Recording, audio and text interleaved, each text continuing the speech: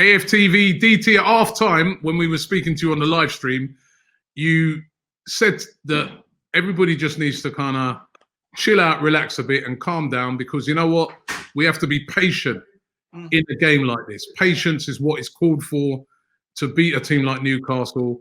And you got to say, you were spot on. You know what I mean? Arsenal were patient, came out in the second half and absolutely blew Newcastle away. Yeah, and you know what? When I was watching the first half, we just lacked a tiny bit of intensity in the final third and that little bit of cutting edge. And I was like, you know what? Newcastle were there for the taking. And I referenced last season's game against Newcastle. First 45, very dogged from them. Gone in at half-time, 0-0. We went 1-0 up in about 55th minute or something. And then the floodgates opened and we ended up beating them 4-0. And I felt that, you know, come out with the same kind of intensity and attitude in the first 15 minutes of the second half, get that goal, and the same thing would happen. And lo and behold, by 60 minutes, 2-0, game is effectively over. And one of the other things that I'm really, really pleased about is that it's not just 5 wins in 6 games, Robbie. It's also 5 clean sheets in a row. That's the first time we've kept 5 clean sheets in a row since 2009. Yep. That is really, really impressive. And, you know, the other one that we didn't win was a draw. Yes, we were disappointed by Crystal Palace draw. You know, you look at it now even, I look at the table and I go, oh, them 2 extra points means that we could be, you know, a level with Chelsea and closer towards the top 6 or whatever it might be. But look, we didn't get them. Let's not dwell on it. Let's look at the positives. And, you know, everybody is very quick to jump on the negatives the moment something doesn't go our way. Let's have the same energy when we do things right. You know, when the starting 11 was announced, there's not anybody, I don't care who you are, named Cedric in the starting 11. Nobody. He was one of our best players tonight. Oh, he's brilliant. He was absolutely excellent. His delivery, everything that he was doing was good. His energy was really good as well. So give the manager credit for that and making that, because obviously he sees something in training. He's tried something.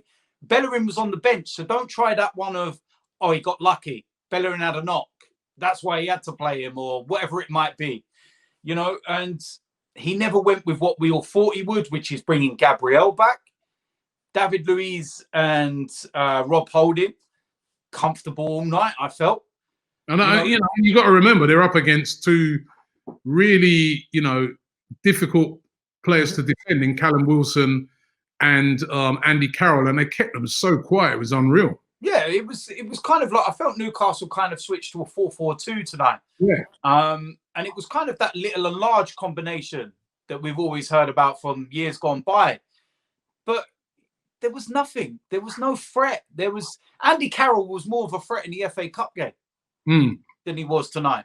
So credit to them for that. Thomas Partey, the guy is just levels, absolute levels, and you can see it. And that's him not 100% fit.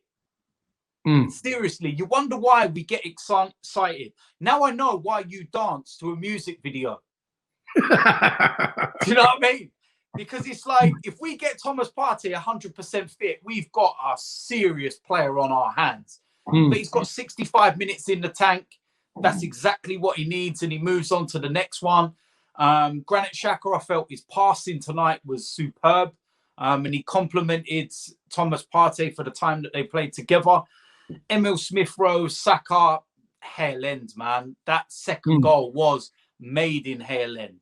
And if you notice Smith-Rowe, when he scored, like set up that goal, the way he drove at the back line, it was energy, it was pace, it was direct, and it was making them commit to try and do something, and he just left him, and beautiful cutback, Saka scores, and then Aubameyang.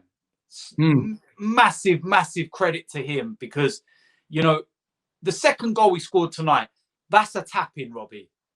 That is an easy chance. If you miss that, criticise him. Some of the stuff that I saw on social media after that one that he hit the bar in the first half, you would not even think that they were Arsenal fans with some of the criticism. Be critical. But there was out and out abuse. Like, come on, man. It wasn't in the give the man some credit and confidence. That was his 400th game tonight in league football in Europe throughout his career. And it was fitting that he can go and, mark it with a couple of goals as well. And I'm so happy for him because, he's had a lot of pressure. He's had a lot of people on his back, myself included, calls him out when he does things wrong or not play right. Whether it's talk shows, pundits in studios or whatever it might be, everyone's been on his back. And as the captain of the club, you've got that added pressure. But he took that. He said, yeah, right, I'll deal with that. And he got a couple more goals. So then the first goal was a brilliant finish. And it's what we've been wanting. First of all, it's one of the first times in a while that we've seen him being put in behind a defence. I think it was Partey, wasn't it? He played the ball. And then secondly, what a finish. It was superb. That was not the finish of a man that's lacking in confidence.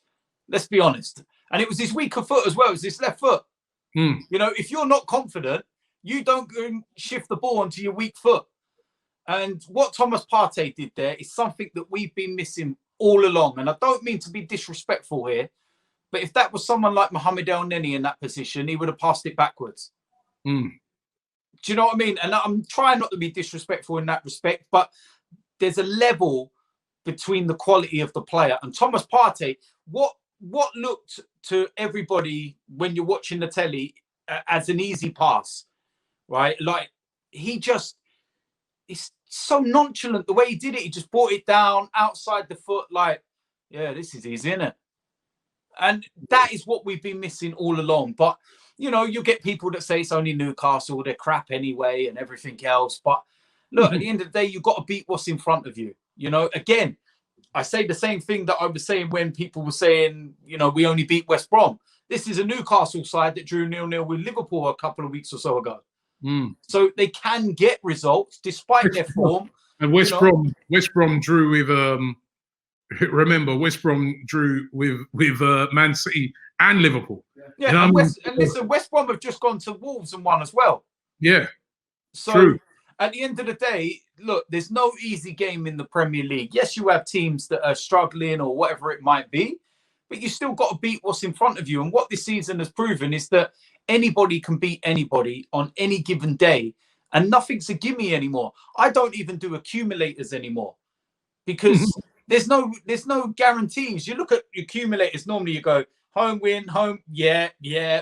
Now you're like, well, I don't know about that. I'm going to keep my money in my pocket, mate. I'm not even bothering with that one. But look, like I said, the big positives of this are 5 wins out of 6, no defeats in 6, 5 clean sheets in a row, certain players getting themselves back into form and everything else. And yeah, all in all, you've got to take that as a positive. So for the people that have all the energy in the world when we, don't do things right, have the same energy and put out your chest and speak highly of the things that we do right. That's all I ask.